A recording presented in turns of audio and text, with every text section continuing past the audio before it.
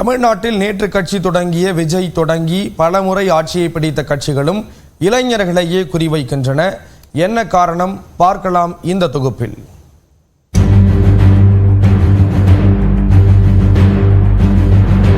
தமிழ்நாட்டில் சட்டப்பேரவை தேர்தல் நடைபெறுவதற்கு இன்னும் 1.5 ஆண்டுகளே உள்ளன. ஆட்சியை தக்கவைக்க திமுகவும் மீண்டும் ஆட்சியை பிடிக்க அதிமுகவும் பல்வேறு வியூகங்களை வகுத்து வருகின்றன. இவை தவிர பாஜக, காங்கிரஸ், நாம் தமிழர் உள்ளிட்ட கட்சிகளும் திட்டங்களை தீட்டி வருகின்றன. இவர்களின் அனைவரின் ஒரே இலக்கு இளைஞர்கள்தான். இதற்கு முக்கிய காரணம் 2026 தேர்தல் களத்துக்கு வரும் நடிகர் விஜய். ஏராளமான ரசிகர் பட்டாளத்தை கொண்டுள்ள அவர் ஏராளமான இளைஞர்களை தம் பக்கம் இழுப்பார் என்று நம்பப்படுகிறது. எனவே தற்போதிருந்தே இளைஞர் வாக்குகளை தங்கள் பக்கம் திருப்ப அரசியல் கட்சிகள் தீவிரம் காட்டி வருகின்றன. பழைய மாணவர்கள், புதிய மாணவர்கள் குறித்து முதலமைச்சர் முன்னிலையிலேயே ரஜினிகாந்த் பேசியது திமுகவுக்குள் சலசலப்பை ஏற்படுத்தியது. இந்த நிலையில்தான் இளைஞர்களுக்கு மூத்தவர்கள் வழிவிட வேண்டும் என திமுக பொதுச் செயலாளர் துரைமுருகன் பேசியதாகவும் பிரியன் தெரிவித்தார். தமிழ்நாட்டில் பார்த்தீங்கன்னா இன்றைக்கி 6,20,00,000 வாக்காளர்கள் இருக்காங்க. அதில் கிட்டத்தட்ட 18 வயசுலேருந்து 29 வயசு இருக்கிற எண்ணிக்கை 1,40,00,000 கிட்டத்தட்ட.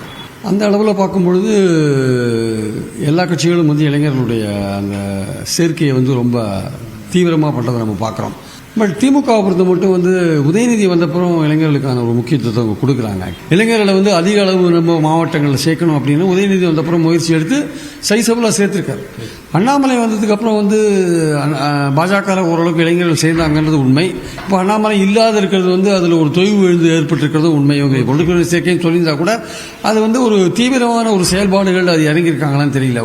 அதே சமயம் அண்ணாடிஎம்கேல பார்த்தீங்கன்னா இளைஞர்களே இல்லாத ஒரு கட்சி அண்ணாடிஎம்கே இருக்கு. அவங்களோட எந்த கூட்டத்துக்கு நீங்க போனாலுமே ஒரு 50 வயசுக்கு மேல இருக்கிறவங்கள தான் நீங்க பார்க்க முடியும். ஸோ அந்த ரசிகர்கள் பல்வேறு கட்சிகள் இருக்காங்க. அவர்கள் தொடர்ந்து விஜய்க்கு தங்களுடைய ஆதரவை தெரிவிப்பாங்களா, ஒரு அரசியல் ரீதியாக அவர் பின்னாடி போவாங்களா, இல்லை எங்களுக்கு எங்க அரசியல் தனி, நாங்கள் ரசிகர்களாக மட்டும்தான் இருக்கோம் அப்படின்னு சொல்றாங்களான்னு தெரியாது. அதே சமயம் சீமான் கட்சியிலேயே இளைஞர்கள் இருக்கிறத மறுக்கிறதுக்கு இல்லை. சீமான் கட்சிக்கும் விஜய் கட்சிக்கும் ஒரு பிரச்சனை என்னன்னா 2 கட்சியிலையும் ஓரளவுக்கு விஜய் ரசிகர்கள் சீமான் கட்சியிலையும் இருக்காங்க.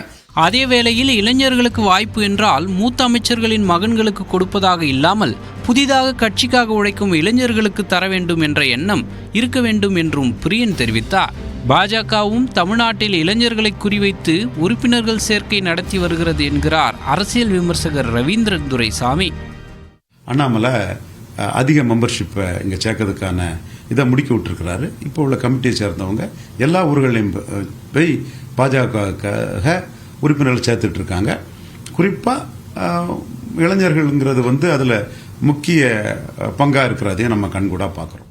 ஒவ்வொரு தேர்தலும் ஒவ்வொரு விதமான முக்கியத்துவத்தை பெறுவதைப் போல வரும் சட்டப்பேரவை தேர்தல் இளைஞர்களின் வாக்குகளை வைத்து பிரதான தேர்தலாக இருக்கும் என எதிர்பார்க்கப்படுகிறது. நியூஸ் 18 செய்திகளுக்காக ஒளிப்பதிவாளர் மணிகண்டனுடன் செய்தியாளர் வேல்முருகன்.